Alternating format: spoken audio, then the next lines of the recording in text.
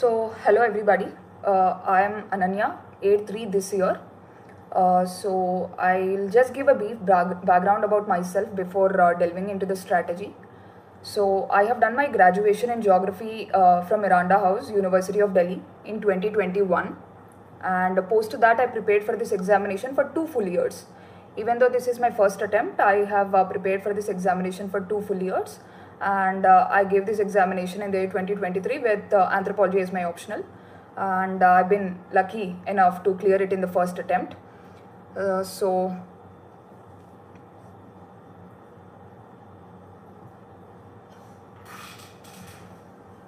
just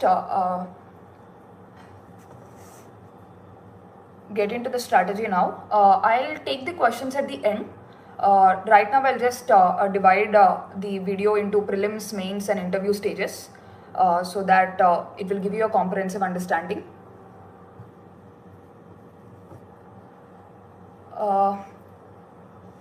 So firstly, let's go to prelims. Let's start with prelims.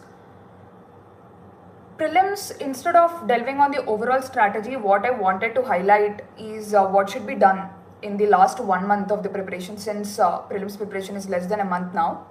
So I'll just try to tell you about what all should be done in this last 1 month so you can derive something beneficial out of this session. So first is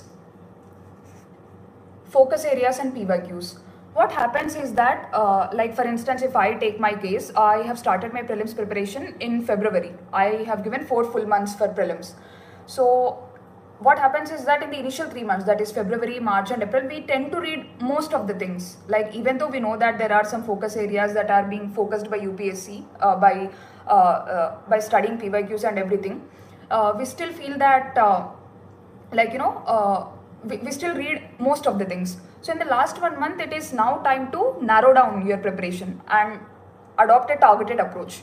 So first thing that before I start with this, I also want to tell you about my marks in prelims.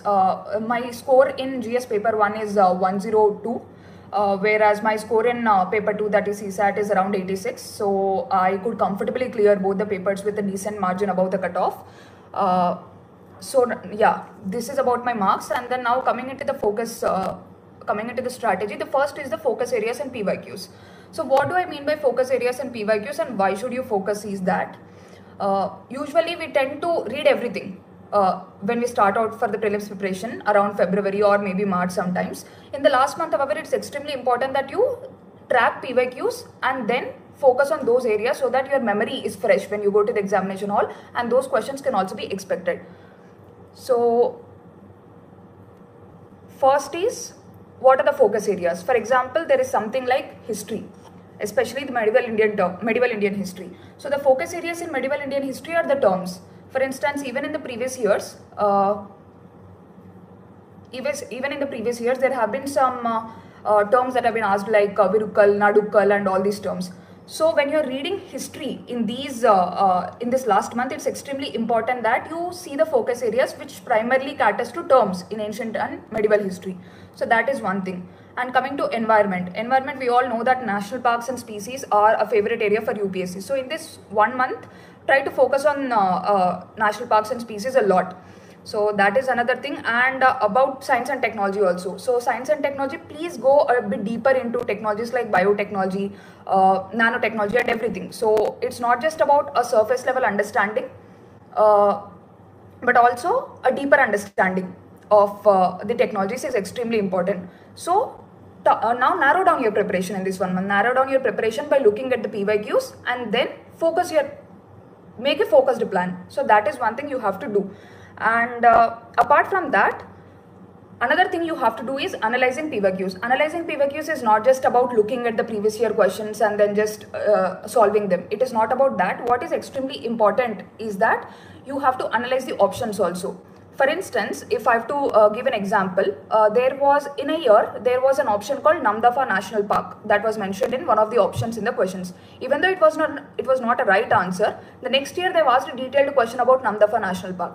So it's extremely important that you analyze both the right options as well as the wrong options. So if you do both of these things, next year there is a chance that they may ask a question out of previous year questions. So please do that. Please ensure that you're analyzing the options of the PYQs and then try to get a decent understanding of all the options, so that if any question is asked the next year, you will be able to handle it better. So that is another thing that you can do. And the next thing you have to focus is, please do not forget basics in search of complex issues. What happens is that after like 2 or 3 months of prelims preparation, we go into this panic mode, like, what else should I read? Oh, the questions are becoming really complex this year, so what else should I refer, or what new material should I refer? But it's waste of time to do this in the last 1 month. So what you have to do is that please stick to basics. For instance, if I have to quote a small thing, if you see the previous 2 to 3 year papers, especially the prelims papers, you can see that questions from basic topics like fundamental rights, constitutional amendments are coming up. So these things you have to keep it in mind in the last month. You cannot go on referring for new material by avoiding basic things like fundamental rights or constitutional amendments. So please do ensure that in the last 1 month you are giving adequate focus to basics. That is extremely important. And apart from that, the other thing that I want to highlight in the last 1 month is about the mindset.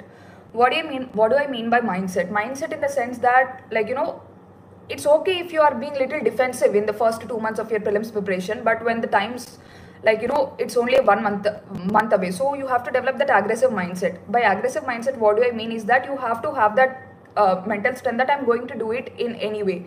Like, even if the question is difficult, even if the question is complex, even if the question is something that I do not know, I'll somehow try to use my elimination skills and all such things to narrow down the options. So this is extremely important. This mindset is extremely important going forward in this 1 month. And please see how you are thinking in this last 1 month. It's not just about your preparation that matters in prelims. What also matters is your mindset. So going forward, see how you are thinking. Are you getting intimidated, or are you having that aspect of fear, anxiety that is going through your mind? Those feelings are common. I do not say that you shouldn't have those feelings, but also mind matters. So see how you are thinking, develop that aggressive mindset and all such things. That becomes extremely important for you during the actual examination time, for you not to give up in difficult circumstances and all such things. So prepare your mind like that in the last 1 month. Apart from that, I also wanted to highlight what happened in the actual examination for me in the last year by taking up a few questions. So first is, if you just look at the previous year paper, that is 2023 prelims paper, you can see that there were many unconventional questions that were asked. Even I was not aware of many of these questions. Like, even I was looking at them for the first time. So how did I handle it? So for instance, there was a question which asked about an animal that makes a tool out of scrape and uses it to pull insects out of trees. At the first instance, we will see this question and we are like, oh, what is this question? Where is this coming from? And the species are also like that. So they have mentioned species like fishing cat and all such things, which we might not have heard before. So our first reaction will be a little bit defensive. That is, oh, I've not read these species. I've not done this question. So how do I tackle it? For this question, it's extremely important that you stay with a clear mind, and that is when you can apply your logics. For instance, how did I do this question? So I saw the question, I knew that I was not completely aware of it, and then I just cooled myself down and I thought, okay, so they're speaking about an animal that is making tools. So which animal is able to make a tool? Only that animal which has a greater cognitive powers or greater brain capacity. That is a very basic thing that everybody of us know. Only an animal with a greater brain capacity will be able to make a tool, and not otherwise. So which out of the options given, which is the animal that has a greater brain capacity? The option is orangutan or chimpanzee. One of those is the correct answer. So it's very simple. Like, even if you don't know the question, even if you apply a simple logic or basic common sense, you will be able to arrive at the right answer. So it's just that when you see an unknown question, do not just get freaked out. Just keep calm and think about, okay, there is a tool that is being made by an animal. For a tool to be made, it is extremely important that the brain capacity should be high. And what are the animals that have greater brain capacity? Obviously, humans are one. Apart from humans, who else are there? Apart from humans, obviously there are other primates like chimpanzees, gorillas, orangutans and all these things. So orangutan, I guess, was mentioned in the option. That is the right answer. So this is how you go about solving unknown questions, by keeping a clear head and trying to arrive at the answer by applying your knowledge. And the second question that I wanted to highlight apart from the above question is, there was a question about cobalt manufacturing. Which of the following countries